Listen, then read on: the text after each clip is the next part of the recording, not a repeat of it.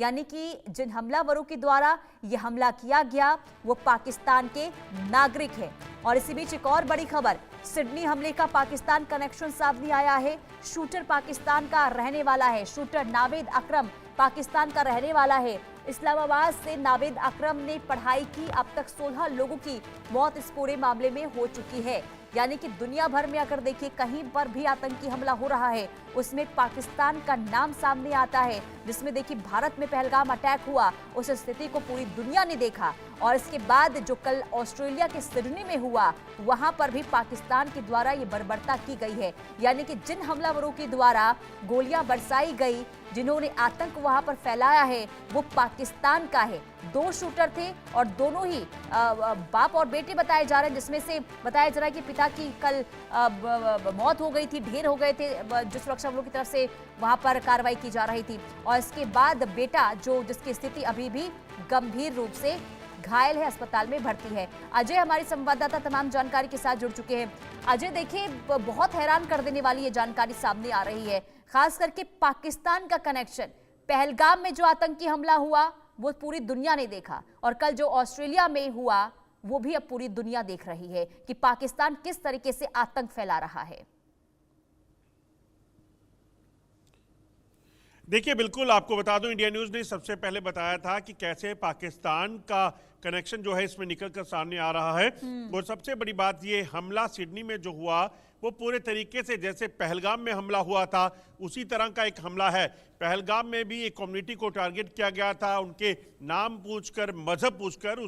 उसी तरह से आप देखें तो यहाँ पर भी एक कम्युनिटी का फंक्शन चल रहा था, सेलिब्रेशन था, जो उनका एक रिलीजियस कार्यक्रम था, उसको जो है वो टारगेट करने का सिलसिला जो है वो किया गया। अपने आप में काफ़ी हैरान कर देने वाला। और इसी चीज़ के बाद अब देखिए पाकिस्तान का कनेक्शन सीधे तौर पर, क्योंकि पाकिस्तान के ही रहने वाले ये 2 लोग जो बाप बेटा बताए जा रहे हैं, इन दोनों ने हमला किया और हमला कर 15 लोगों की अभी तक जो है 16 लोगों की अभी तक मौत हुई है।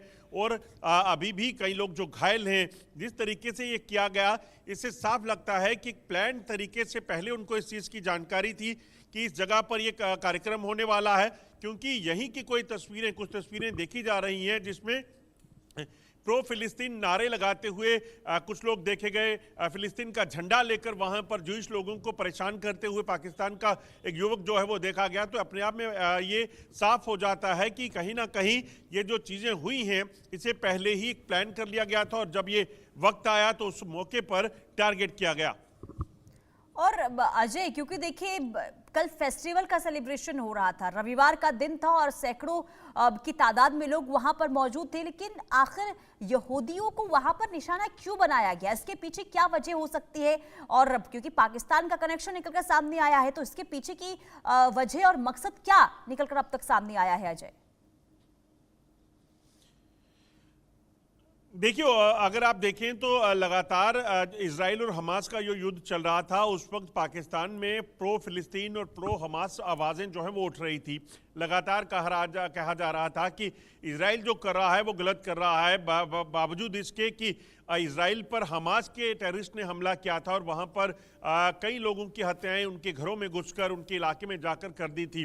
तो ऐसे में उसको जो है जस्टिफाई करने का प्रयास जो है वो किया जा रहा था। और इसी वजह से अगर आप देखें तो काफ़ी समय से देखा जा रहा है कि ऑस्ट्रेलिया में भी इस तरह की चीज़ें हो रही थी कि प्रो फिलिस्तीन नारेबाजी खासतौर पे जूइश कम्युनिटी के लोगों को रोक कर उनके साथ इस तरह के बर्बाद